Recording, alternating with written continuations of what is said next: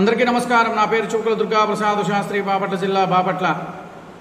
గత ప్రభుత్వంలో పనిచేసినటువంటి వైఎస్ఆర్ కాంగ్రెస్ ప్రభుత్వంలో పనిచేసినటువంటి విజయవాడ సెంట్రల్ నియోజకవర్గం సంబంధించిన మాజీ ఎమ్మెల్యే శ్రీ మల్లాది విష్ణు గారు నేను ఒక ప్రెస్ మీట్ పెడుతూ దేవాలయాల ఆస్తుల గురించి, వాటి భూముల గురించి మాట్లాడుతూ ఉద్యమానికి సిద్ధమా అంటూ ఒక హెచ్చరిక జారీ చేస్తూ ఒక ప్రెస్ మీట్ పెట్టడం జరిగింది. దాని యొక్క ప్రెస్ మీట్ యొక్క దాని యొక్క స్క్రీన్ షాట్ మీ ముందు నేను పెడతాను. అది చూసిన తర్వాత దానికి సమాధానం నేను చెప్పదలుచుకున్నాను. ఒకసారి ఆ యొక్క స్క్రీన్ షాట్ కూడా చూడండి. అది చూశారు కదా, ఆ స్క్రీన్ షాట్. ఉద్యమానికి సిద్ధమా అంటూ మల్లాది విష్ణు గారు ఒక హెచ్చరిక జారీ చేస్తూ ఒక ప్రెస్ మీట్ పెట్టడం జరిగింది. సరే, మీరు ఉద్యమానికి వెళ్తానంటున్నారు, చాలా సంతోషము, దానికి మేమేం కాదనము. మరి నేను అడిగే ప్రశ్నలకి ఆంధ్రప్రదేశ్ రాష్ట్ర ప్రజలందరికీ కూడా మీరు తెలియజేస్తారా? మీ ప్రభుత్వంలో, అంటే మీ వైఎస్ఆర్ కాంగ్రెస్ ప్రభుత్వంలో ఉన్నప్పుడు మీరు భూములు ఎంతమందికి దొంగ లీజులకు ఇచ్చారో తెలియదు అనుకుంటున్నారా? అదేవిధంగా దేవాలయాలకు సంబంధించి దేవాలయాల ఆస్తులు రక్షించాల్సింది పోయి భక్షించే విధంగా చేసిన సంఘటనలు తెలియదు అనుకుంటున్నారా? మరి అలాగే విజయవాడలో సింహవాహనాలు పోతే ఆ రోజున మీరు ఎందుకు మాట్లాడలేదు? అదేవిధంగా అంతర్వేదిలో రథం తగలబడిపోతే అప్పుడు మీరెందుకు మాట్లాడలేదు? అలాగే శ్రీరాముల యొక్క స్వామివారి యొక్క శిరస్సు ఇదైనప్పుడు మీరు ఎందుకు మాట్లాడలేదు? వైజాగ్లో మీ దొంగ స్వామికి ఎకరాలు ప్రభుత్వ భూమిని ఇచ్చినప్పుడు అప్పుడు మీకెందుకు గుర్తుకు రాలేదు?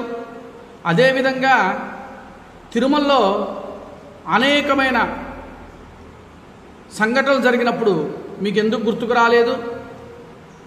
దేవాలయాలకు సంబంధించిన ఆస్తి భూములను మీ వాళ్ళకి లీజులకు ఇచ్చిన సంగతి మీకు గుర్తుకు లేదా? మరి ఇవన్నీ కూడా మీరు ఇట్లా పెట్టుకొని మరి ఏ విధంగా మీరు వలకపోద్దాము అని చెప్పేసి రాష్ట్ర ప్రజలకు చెబుదామని చెప్పని అనుకుంటున్నారు? మీరు ఇంకా చేసింది ఏంటో తెలుసా? ఏదో చెప్తున్నారు, క్యాబినెట్లో మీరు నిర్ణయం చేసుకోవాలి, నిర్ణయం చెందాలి అని చెప్పేసి మాట్లాడుతూ ఉన్నారు. మీరు 151 సీట్లు ఉన్నాయని చెప్పని గర్వంతో 3 రాజధానులు అని చెప్పేసి దానికి ఒక ఉద్యమంగా కనపడకుండా గొయ్య తీసుకుంటూ వెళ్ళిన సంఘటనలకు తెలియదు అనుకుంటున్నారా?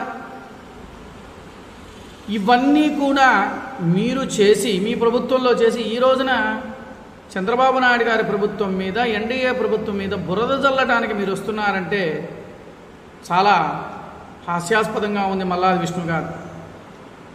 మరి మీరు ఏం చేశారు? మీ ప్రభుత్వంలో మీరు చేసినవి ఒకసారి అవి కూడా లిస్టు చెప్పి ఈ ప్రభుత్వం మీద మీరు బురద జల్లండి.